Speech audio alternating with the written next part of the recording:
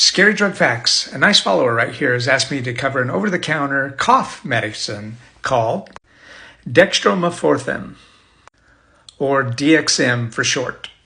This is a cough suppressant that is found in many cold and cough medications over the counter. When used as directed for short-term use, can be very effective. However, there are some very big risks associated with overuse or long-term use that you should be aware of.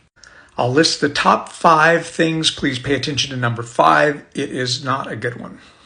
First, physical health risks. Overuse of DXM can lead to increased heart rate, elevated blood pressure, gastrointestinal or respiratory issues, liver damage, congestive impairment, addiction potential, and number 5, psychological effects like hallucinations. If experiencing any of these, contact your doctor